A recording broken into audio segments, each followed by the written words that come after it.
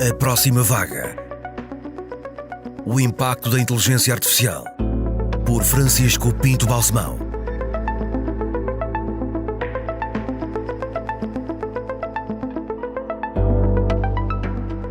Este conjunto de podcasts que estamos a fazer sobre inteligência artificial, hoje vamos falar sobre a inteligência artificial e o ensino e a educação. Na Hyundai não nos limitamos a antecipar a próxima vaga. Vamos mais longe e utilizamos a tecnologia para dar às pessoas o poder de mudar o mundo. Descubra a nossa visão de progresso pela humanidade em aproximavaga.hyundai.pt. Hyundai, o poder de mudar o mundo.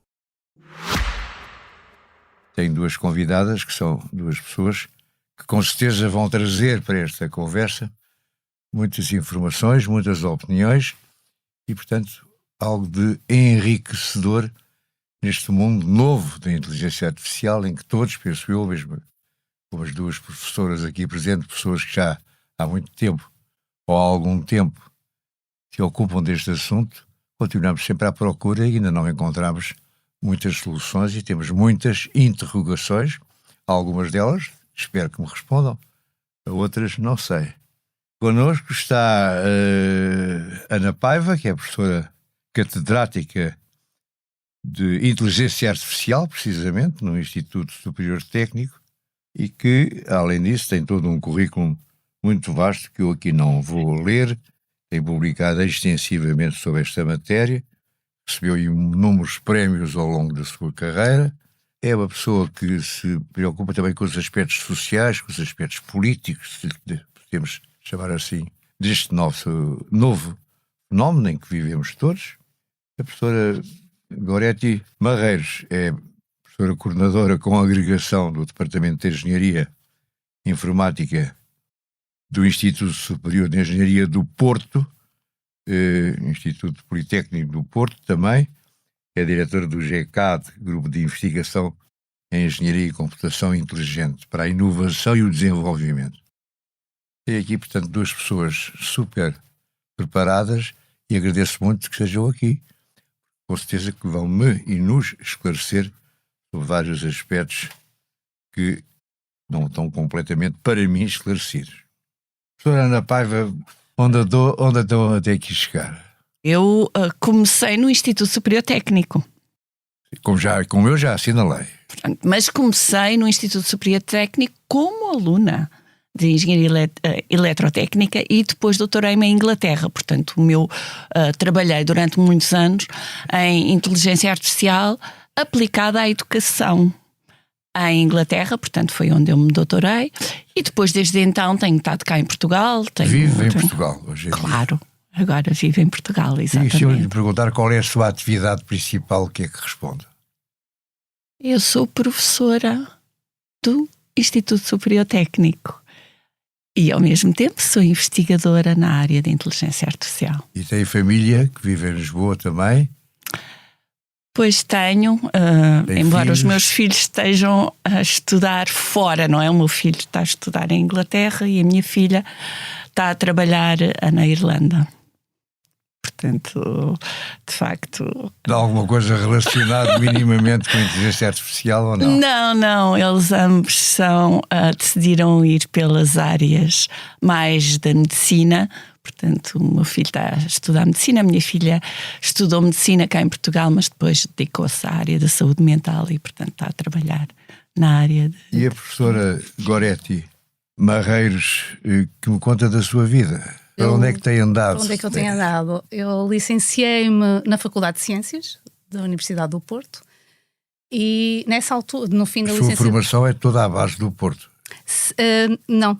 E a sua atividade profissional hoje em dia é radicada, digamos, no Porto, embora ande pelo mundo inteiro. Sim, a minha formação inicial é no Porto, licenciatura e mestrado, mas depois, já a dar aulas no ISEP, doutorei-me na Universidade do Minho. Porque os politécnicos não podiam conferir o grau de doutor. Realizei o meu trabalho de investigação no ISEP, mas o doutoramento e a minha agregação também foram na Universidade do Minho. Portanto, é parte da minha casa também a Universidade do Minho. Mas ambas têm uma atividade internacional muito grande. Sim, sim, sim. Inclusive em lugares, cargos em instituições ou em academias ou em universidades estrangeiras. Quais são os principais no seu caso? Portanto, eu sou também, ou estou associada ao Radcliffe Institute na Universidade de Harvard, nos Estados Unidos, e também sou a guest, a professora convidada na Suécia, ligada a uma fundação que é a Wallenberg Foundation. Dá lá aulas? Não dou aulas, mas trabalho em investigação com as pessoas de lá. Portanto, colaboro com a universidade, com 2 universidades na Suécia. E a professora Goretti Barreiros também tem uma atividade? Sim, mais ao nível da investigação. Internacional, Sim. Temos muitos projetos de investigação europeus, não é? Portanto, temos parceiros universitários, de institutos de transferência, de empresas também, grandes empresas internacionais com as quais desenvolvemos projetos de investigação. Portanto, a investigação que fazemos é muito investigação aplicada.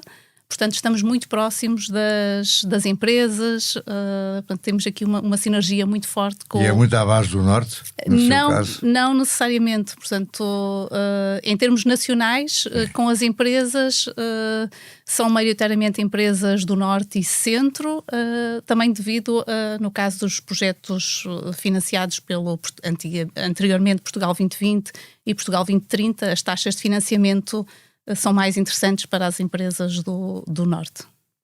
E a professora Goretti acha adequada a designação inteligência artificial? Sim, acho Porque adequada. inteligência, porque artificial? É artificial porque não é humana. Mas há robôs que se afeiçoam. Há robôs que eu acho que nós nos afeiçoamos aos robôs. É assim. Na minha opinião. Não tem retorno. O retorno, acho que ainda estamos um bocadinho longe. Nós trabalhamos muito na simulação das emoções, Sim. no entender das emoções, e acho que o caminho está mais nesse sentido do que no inverso. Portanto, a questão da criação, da empatia, não é? Portanto, eu acho que ainda é algo muito, muito humano. E a professora Ana Paiva, o que é que acha desta designação e gosta dela? Ou acha que ela é limitativa? Inteligência artificial? Sim, pode ser limitativa no sentido que nós queremos criar entidades artificiais que podem ter... Portanto, a ideia é replicar a inteligência humana, não é? E daí ser chamada inteligência artificial, porque queremos olhar para a inteligência humana e tentar replicar algumas características da inteligência humana nas máquinas. E foi isso que foi usado quando foi criado o termo em 1956, já foi há muito tempo.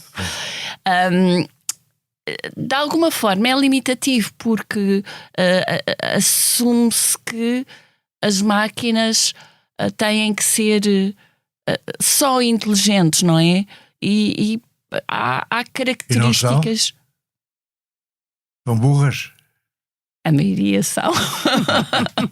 Assim? E muitos dos algoritmos... Vejo que este riso da professora Goretti também é concordante. Limitadas. São, exatamente. Por outro lado... Às vezes chamam-lhes mesmo burro a eles. Não percebes nada do que eu quero. Sim. Zangas com eles. Sim. E ele não responde. Não. Nem pede desculpa.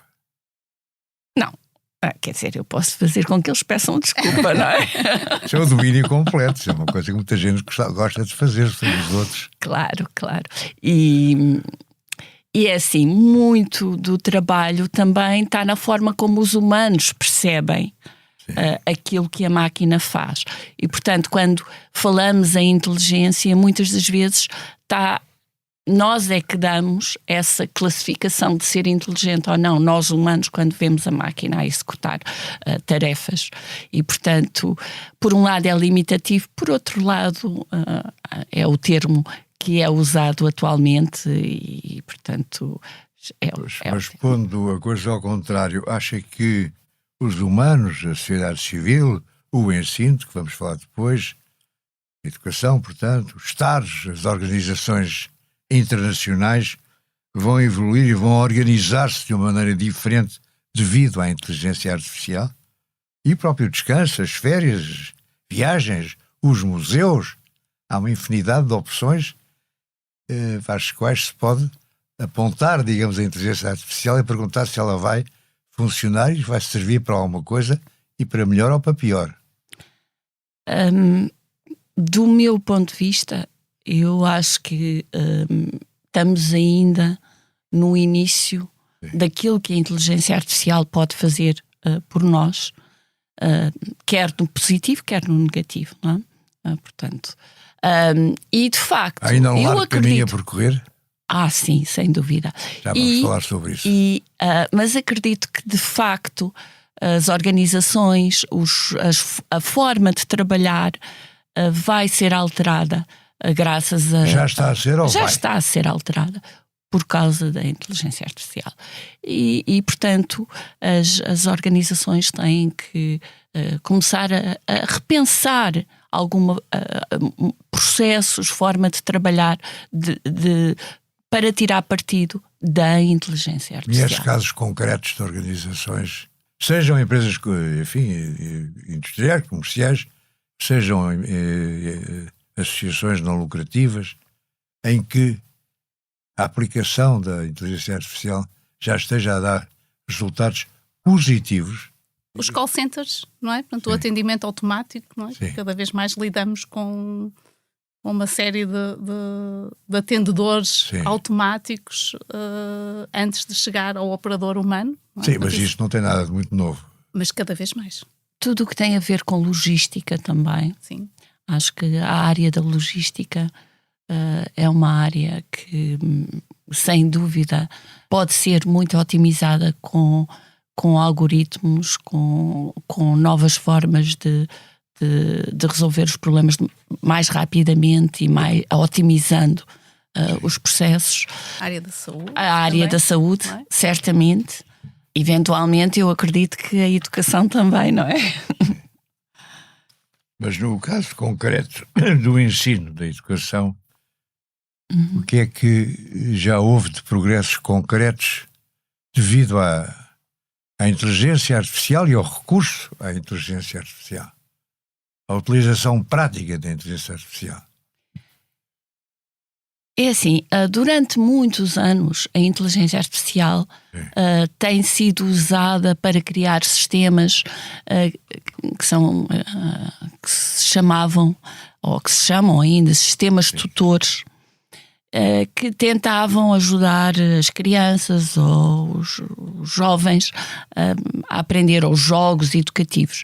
Eu acho que o que aconteceu nos últimos anos com os modelos de linguagem vai alterar muito mais do que aquilo que já vimos até agora. E acredito que vai haver trabalho muito grande em personalizar a educação, em dar um companheiro artificial para que os jovens consigam aprender com esse tal companheiro, e a própria educação a nível universitário, e nós sentimos isto atualmente, vai ser alterada por causa destes novos... E a confiança nesse companheiro, a intimidade com esse companheiro, a necessidade desse companheiro não vai ser excessiva?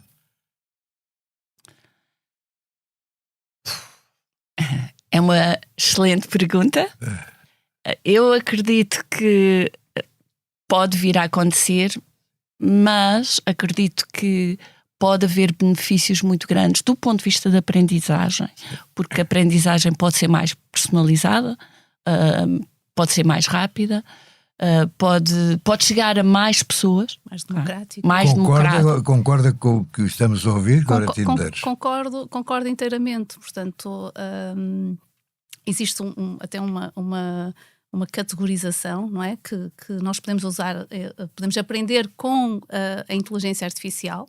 podemos usar a inteligência artificial para aprender sobre como aprender, ou se no caso das crianças, como é que estão a evoluir, analisar a Podemos sua... aprender com a inteligência artificial, como aprender. Como aprender. Explica isso melhor, se faz favor. Certo. Então, nós todos temos diferentes estilos de aprendizagem, não é? Portanto, nós não aprendemos todos da mesma forma. Não, Alguns de nós somos mais visuais, outros, a questão dos podcasts, não é? Alguns de nós gostam de ouvir podcasts e aprender com eles. Portanto, com a inteligência artificial nós podemos aprender esse tipo de padrões e adaptar de forma automática os conteúdos para ser mais fácil eles aprenderem. Outra questão muito importante também é a questão da inclusividade, não é?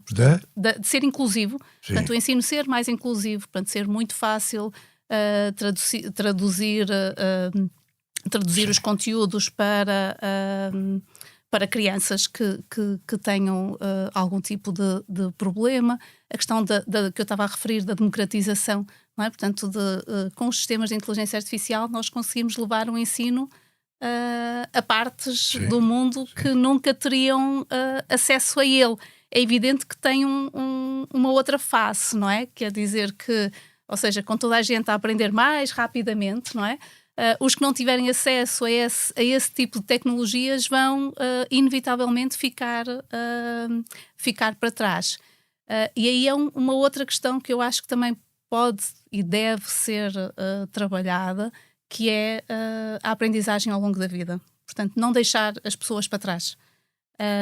Mas isso já era mais ou menos estamos todos de acordo. Mas eu acho que é que a inteligência artificial traz de novo? Acelerou muito. Na minha opinião, acelerou tudo. Portanto, a velocidade com que se está a aprender e as ferramentas de IA generativa vieram mudar todo esse processo. Mas, vamos falar agora um pouco mais do ensino. E o ensino tem várias categorias, digamos, e até etárias, não é? Os miúdos da escola primária, inteligência artificial, o ensino secundário, inteligência artificial e o ensino universitário. Esses 3 escalões, diga-me, se faz favor, o que é que há de novo e ainda é preciso fazer, porque eu acho que não está nada, estamos a meio do caminho, se tivermos. Estamos no início, nem é meio do caminho, há muito, muito para fazer. E eu queria só dar aqui um exemplo. Nós temos trabalhado bastante em usar sistemas de agentes ou entidades de inteligência artificial que são companheiros de crianças no processo de aprendizagem. Portanto, imaginemos que tenho um robô ou um agente que é o companheiro de uma criança. E nós mostramos, por exemplo, que se a criança ensinar à inteligência artificial, se tiverem ali tipo um e outro a aprender e a criança ensinar à inteligência artificial, neste caso a escrever, aprende mais rapidamente. Portanto, isto mostramos, fizemos estudos, criámos a IA e mostramos que isto acontece. Ou seja, a criança é que ensina o robô chamados robô. E por causa disso aprende melhor. Okay. Pronto. E não só, isto é um caso específico, mas há muitos outros casos, que ter uma entidade ao lado em que há esta aprendizagem em grupo de uma criança e uma inteligência artificial faz com que a aprendizagem seja melhor. Portanto, obviamente que isto ainda falta muito para conseguirmos ter este tipo de aprendizagem nas escolas. Temos muito trabalho ainda para a frente, mas eu acredito que mesmo nos mais pequeninos nós conseguimos ou temos ali um potencial enorme para usar técnicas de inteligência artificial. Com os mais velhos... Quando passamos ao secundário? Com o secundário também. Por exemplo, nós também tivemos um exemplo no INESC-ID, fizemos um estudo muito grande em que desenvolvemos um robô que em grupo ajudava jovens, adolescentes a aprender sobre sustentabilidade, e o que mostramos foi que se o robô for mais como é que eu ia dizer, mais empático, tiver uma componente social maior. Mas precisa, por exemplo, ter sentido de humor para isso? Não necessariamente, mas... mas... É possível transmitir sentido de humor ao isso robô? claro. Eu tenho uns robôs que também têm sentido de humor, que fazem piadas. Eu até dizia que os nossos robôs um dia destes tinham que interagir com o Ricardo Araújo Pereira, porque eles têm sentido de humor. Mas agora voltando mas desculpe lá, só isto é um parênteses. Eles tomam a iniciativa de dizer piadas? Quase? Não. Portanto, eles... Surpreendem-na com as piadas deles? Sim. Tem um exemplo qualquer? Quer dizer, obviamente lá. Que as piadas foram programadas, não é? Está bem, mas sai a piada quando ele quer ou quando... Quando ele quer, obviamente. Então, conta lá uma piada que tenha saído. Não sei, eu não sou. Não, eu sou muito má a cantar piada. Só perguntar aqui à professora Goretti Marreiros se no seu caso também tem experiências desse género, em que o robô quase toma iniciativas. Não, eu não trabalho a nível de investigação com robôs. Não trabalha diretamente com diretamente, não. Não tem nenhum robô seu? Não tenho. No meu grupo não temos. Estamos agora com um projeto para levar a inteligência artificial ao ensino profissional. Não é? Portanto, estamos a desenvolver um kit que os alunos vão poder depois usar para implementar algoritmos de aprendizagem automática, detecção, portanto, trazer para o ensino profissional. Portanto, é um projeto internacional com vários parceiros. Dando-lhe um exemplo da utilização de inteligência artificial no ensino superior, eu li recentemente, aliás, acho que foi a semana passada, que a Arizona State University estabeleceu um protocolo de colaboração com a OpenAI e vão criar o tal Creative Buddy, não é? Portanto, o companheiro criativo, neste caso para alunos universitários, para os ajudar a aprender sobre música, poesia, não é? Portanto... Mas completamente convertidas. É uma inevitabilidade. Nós somos ambas da área da inteligência artificial, não é? Portanto, é inevitável. Mas, continuando agora, e agora entrando, mas talvez na fase do ensino universitário, aí houve progressos, houve também muitos alunos que apresentaram como modelos trabalhos que o robô tinha feito, e houve necessidade, em muitos casos, de alterar o método de ensino para poder controlar essas tentativas de ultrapassar dificuldades através do robô. Mas há uma alteração grande no ensino universitário, já em curso, e conforme também as várias opções profissionais que o ensino superior faculta, já sentem que há qualquer coisa de novo no ensino? Sim, eu diria que sim. Muitas das atividades que os nossos alunos fazem podem ser auxiliadas por sistemas como os Large Language Models, como o ChatGPT. E, portanto, nós, professores, temos que ter cuidado, ou estamos a ter cuidado, para que os alunos não dependam diretamente do ChatGPT, mas que usem como ferramenta. Posso dizer, por exemplo, nas cadeiras que eu dou, eu digo aos alunos, usem, mas digam-nos como é que estão a usar, expliquem de que forma é que usaram o ChatGPT para aprender a programar, por exemplo, e isso permite-nos perceber exatamente onde é que está... Tem exemplos concretos que possa aqui referir? De como é que os alunos usam. Por exemplo, os nossos alunos usam para pensar, para discutir, por exemplo, ver os erros, põem o programa no ChatGPT e depois pede ajuda ou para estruturar aquilo que eles têm que fazer, as funções ou os predicados ou aquilo que eles têm que construir de programação. É mais para corrigir do que para... Não é só para corrigir, mas é também para conceptualizar e para perceber como fazer.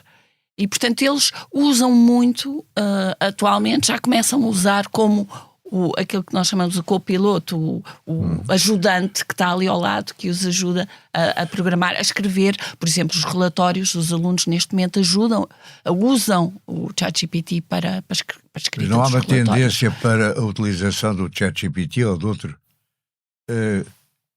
relaxar ou fazer preguiçar quer os alunos, quer os professores? O trabalhinho vai sendo feito pelo robô? Pergunto. Pronto, é assim, há essa... Professora Ana Paiva é quem está a falar, eu tenho de identificar. Sim, há esse problema que pode, no futuro, trazer problemas, principalmente no sentido em que se os nossos alunos não desenvolvem um espírito crítico de perceber que aquilo está certo ou errado, porque estes sistemas ainda podem dizer que muitas coisas erradas, e por exemplo os programas que eles geram, muitas das vezes, no meu caso, eles estiveram a trabalhar em Prolog, aquilo vem com erros, não está errado. E sobretudo se já vierem embalados ou viciados do secundário, não é? Exatamente. Portanto, eles têm que ter espírito crítico, têm que perceber que o que lhes é dado pode não estar certo, portanto têm que pensar na IA como um companheiro que também faz erros e que, portanto, eles estão ali, aquilo está ali para os ajudar, não é? Não sei se...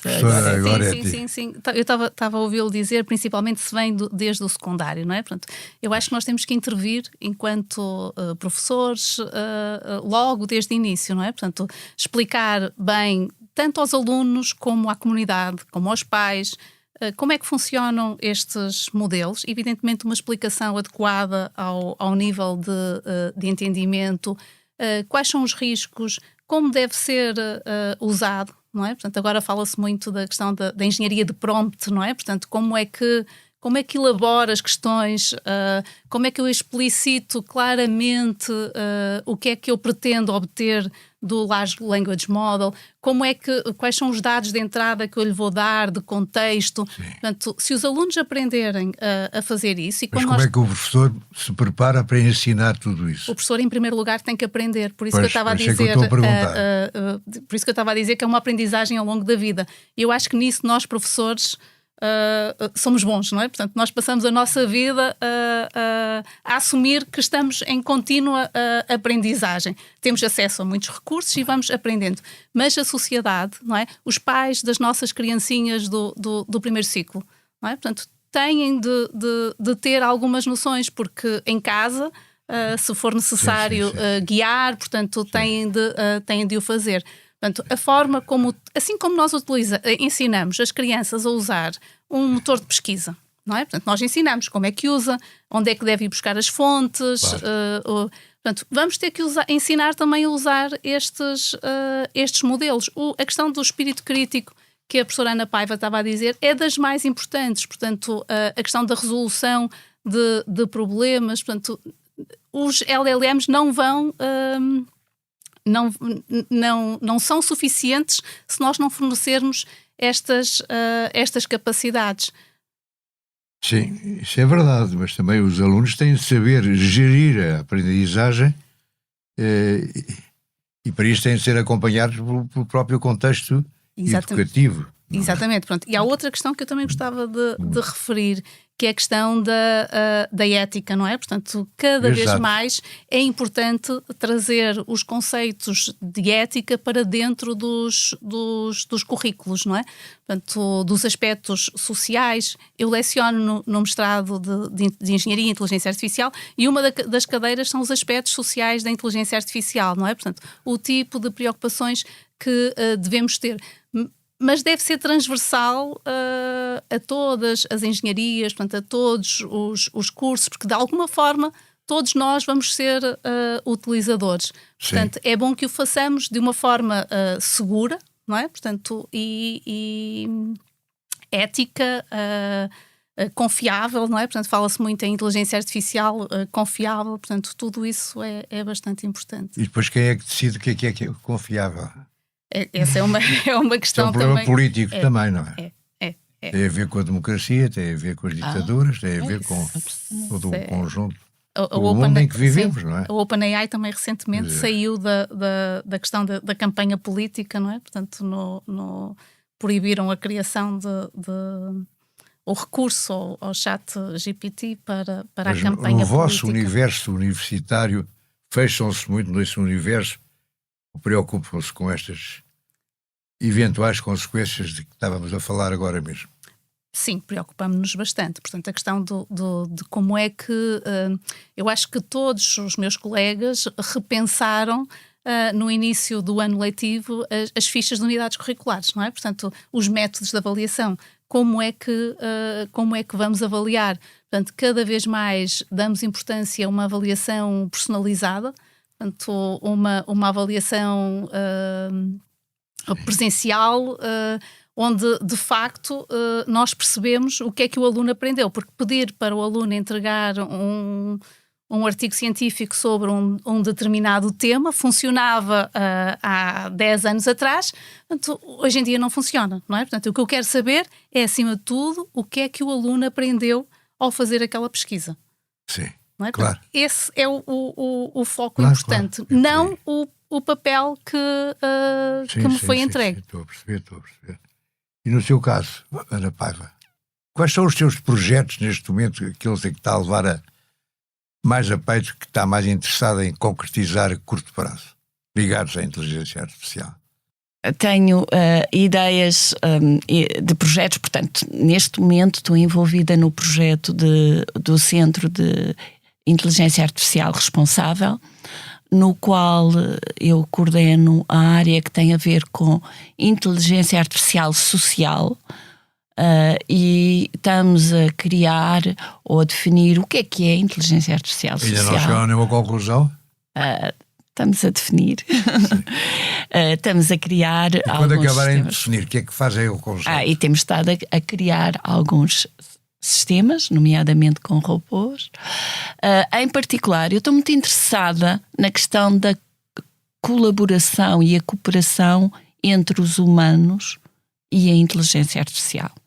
Como é que eu construo sistemas inteligentes que fazem com que a equipa, vamos pensar um humano e uma inteligência artificial, colaborem melhor e consigam atingir no final um resultado melhor do que cada um individualmente. Sem perder o controle do robô. Sem perder o controle.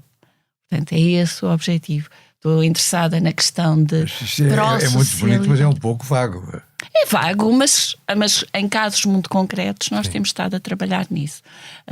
Portanto, em áreas muito específicas. Por exemplo, só um exemplo. Por exemplo, tenha um projeto em que um robô e uma pessoa têm que fazer uma atividade numa situação de emergência. Portanto, imaginemos um edifício cai, aquilo que nós chamamos um incêndio, e tem um robô e tem uma pessoa e tem que ir buscar um conjunto de objetos, vítimas, procurar vítimas, e tem que cooperar. Como é que eles conseguem cooperar de uma forma melhor para fazer com que consigam atingir o objetivo mais rapidamente? Sendo que o robô pode tomar iniciativas? Absolutamente, claro, sem dúvida. Pronto, isso é um caso. Tenho um outro caso que eu estou muito interessada. Casos que são projetos, não é? Projetos, exatamente. Casos. Pronto, casos são projetos. Tenho um outro projeto que está na minha cabeça já há muitos anos e que o que eu gostava era ligar pessoas, avós e netos, usando a inteligência artificial para que eles pudessem contar histórias quando estão separados, contarem histórias e essas histórias serem partilhadas através da inteligência artificial. É muito bonito. Pronto, é um dos meus projetos. Sim, senhora. E do seu lado?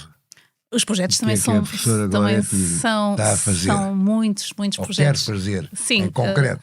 Em concreto. 2 exemplos. Portanto, na área da saúde tenho projetos muito interessantes na promoção do bem-estar, portanto, a utilização de inteligência artificial para ajudar na saúde mental, não é? Portanto, em pessoas com ansiedade, desenvolver aplicações de coaching para melhorar o seu bem-estar.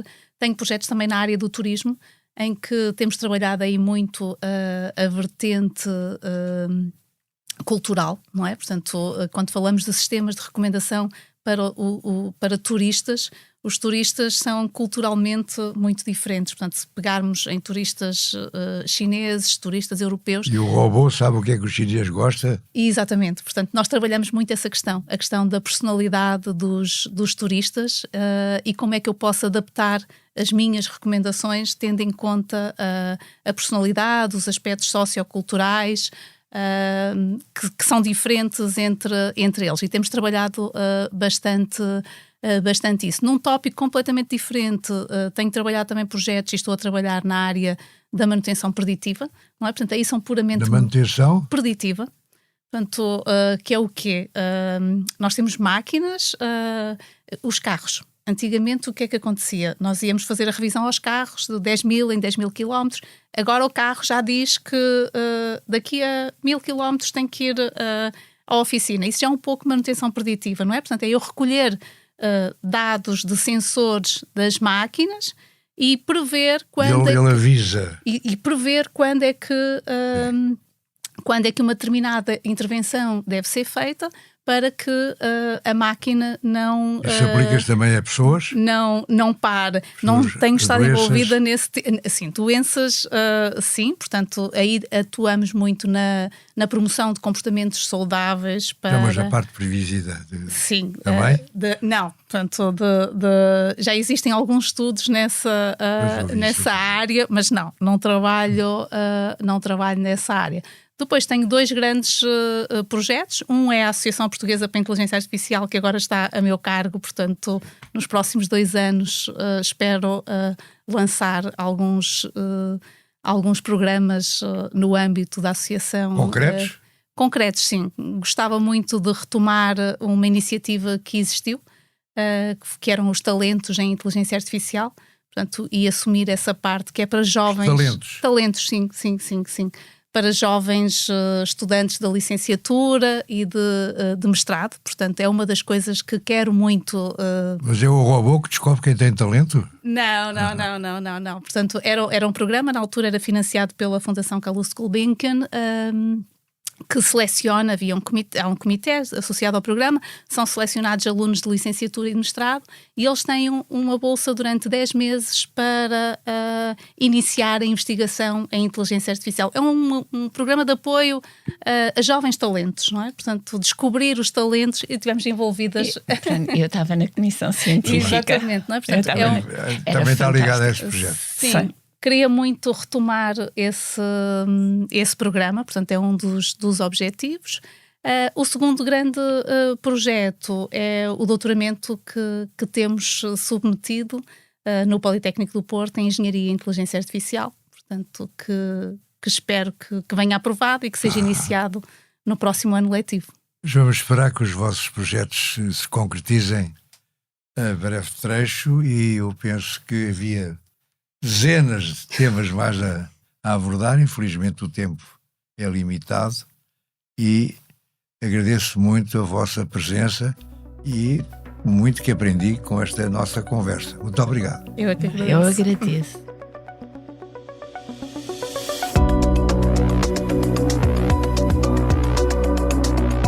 A Próxima Vaga é um podcast original de Francisco Pinto Balsemão, com consultoria de Arlindo Oliveira. A sonoplastia é de João Luís Amorim e a capa de Mário Henriques. Edição vídeo de Ana Salomé Rita, produção de João São Marcos e apoio de Inês Marcelo. Coordenação de Joana Beleza. Direção de João Vieira Pereira.